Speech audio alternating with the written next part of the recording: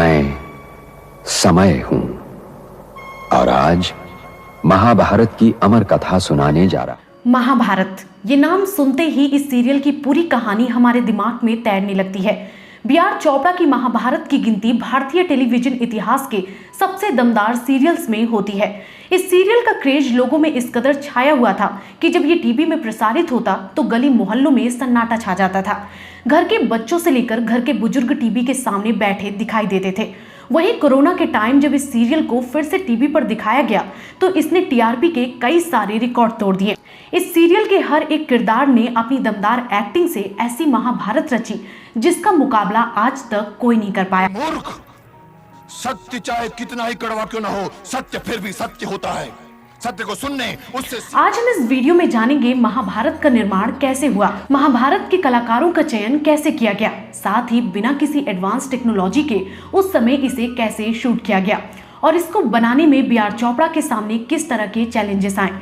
साथ ही बात करेंगे महाभारत के उस दृश्य की जो आज भी लोगों को रुला देता है और आप जानकर हैरान हो जाएंगे कि उस सीन को शूट करने और फिल्माने वालों के भी पसीने छूट गए थे। तो आज हम अपनी इस वीडियो के जरिए महाभारत के उन महान कलाकारों को फिर से आपके सामने लाएंगे। परंतु पुत्र भीम, ये घोषणा करता हूँ कि जब तक रणभूमि में तो आप बने रहिए हमारे साथ। 1990 की शुरुआत में बी.आर. चोपड़ा की महाभारत का क्या असर था ये तो आप जानते ही होंगे।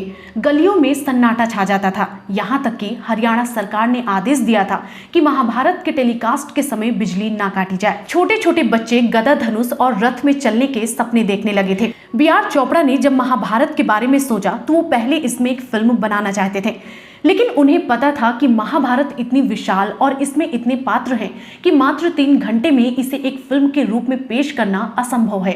उस समय रामानंद सागर की रामायण हिट होने की वजह से धार्मिक सीरियल्स की मांग बढ़ चुकी थी, इसलिए बी.आर. चोपड़ा ने भी महाभारत को सीरियल के तौर पर प्रसारित करने का निर्णय किया। सतीश भटनागर ने महाभारत पर रिसर्च करनी शुरू की और देश भर के अलग अलग लाइब्रेरी से किताबें मंगाकर पढ़ना शुरू किया। अब बात आई कि इसकी स्क्रिप्ट कौन लिखेगा, तो सतीश भटनागर ने राही मासूम रजा का नाम लिया। उस समय इस बात को लेकर काफी विवाद हुआ कि एक मुसलमान महाभारत और गीता की व्याख्या कैसे कर सकता है, मगर बी.आर. चोपड़ा ने अपना फैसला नहीं बदला और जब महाभारत बनकर तैयार हुई तो उन सभी के मुंह पर तमाचा थी जिन्होंने ये कहा था कि एक मुसलमान महाभारत और गीता की व्याख्या कैसे कर सकता है। आपको बता दें कि पहले फिल्म स्टार्स के साथ महाभारत को बनाने का प्लान बना। जूही को द्रौपदी का किरदार दिया गया, मगर उन्हें फिल्म कयामत से कयामत मिल गई और इस तरह से उन्होंने द्रौपदी के किरदार को करने से मना कर दिया। गोविंदा को अभिमन्यु और जैकी श्रॉफ को अर्जुन के लिए कास्ट किया गया, लेकिन 2 साल के लिए इतने स्टार्स की डेट मिल पाना मुश्किल था। वहीं रवि चोपड़ा का मानना था कि अगर इसमें बिल्कुल फ्रेश चेहरे होंगे तो लोग जल्दी कैरेक्टर्स को अपने दिमाग पर बिठा पाएंगे।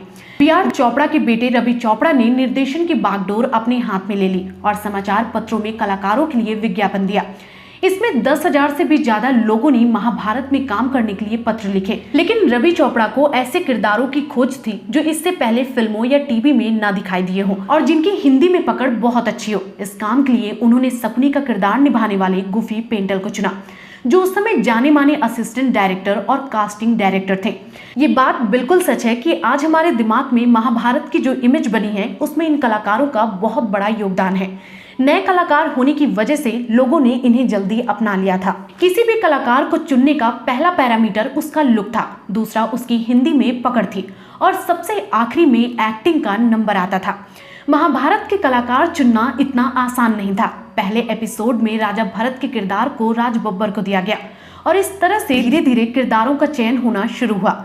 लगभग 1500 लोगों का स्क्रीन टेस्ट लिया गया, जिसको पूरा होने में 8 महीने का समय लगा। शांतनु के किरदार के लिए उन्हें एक शांत और रोमांटिक आदमी की जरूरत थी, जिसके लिए ऋषभ शुक्ला को चुना गया।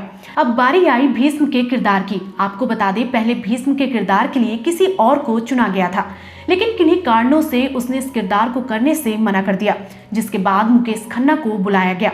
दुर्योधन के किरदार के लिए खोज शुरू हुई। उस समय पुनीत इस्सर ने कुछ फिल्में की थी, लेकिन 1983 में कुली फिल्म में हुए एक हादसे की वजह से उनका स्टारडम गिर गया था। जब पुनीत बी.आर. चोपड़ा के पास ऑडिशन के लिए आए तो उनकी कदकाठी देखकर उन्होंने पुनीत को भीम के रोल के लिए सिलेक्ट कर लिया, लेकिन पुनीत इस रोल के लिए तैयार नहीं थे। बहुत मशक्कत के बाद बी.आर. चोपड़ा ने उन्हें दुर्योधन का रोल दे दिया। अब भीम के किरदार के लिए समस्या खड़ी हो गई।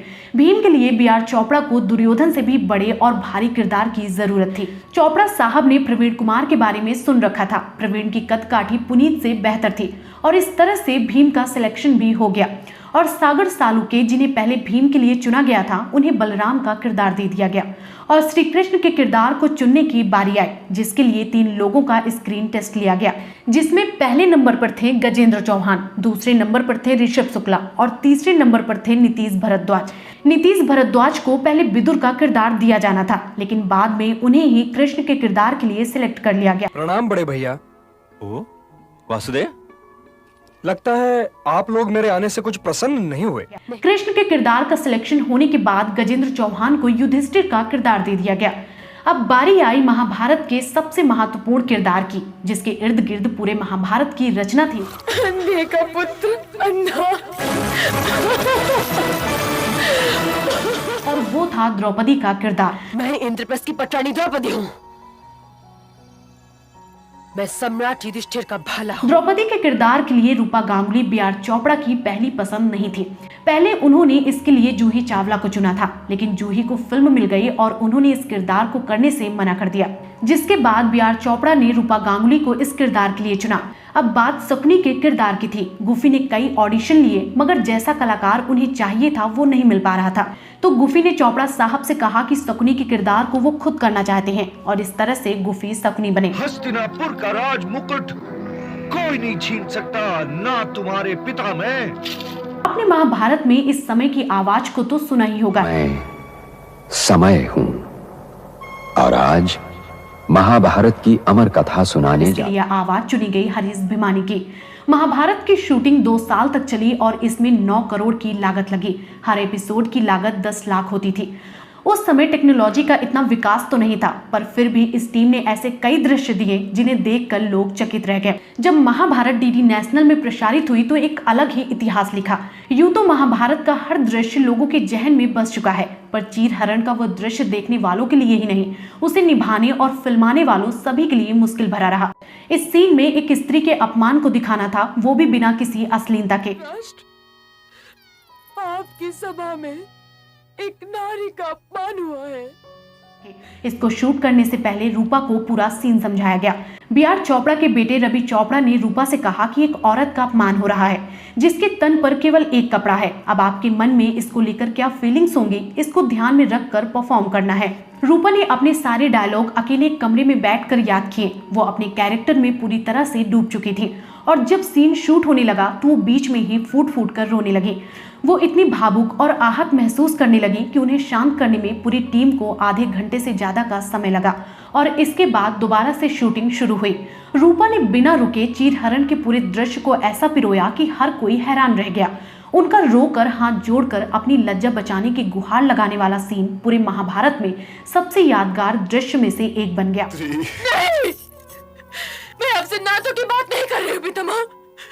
उस अपमान द्रौपदी के किरदार से निकलने में रूपा को 2 साल का लंबा वक्त लगा। महाभारत के इन सभी कलाकारों में आपका फेवरेट किरदार कौन सा है, कमेंट बॉक्स में जरूर बताएं। वैसे उम्मीद करते हैं कि आपको हमारा ये वीडियो पसंद आया होगा, तो वीडियो को लाइक और चैनल को सब्सक्राइब करना ना भूलें।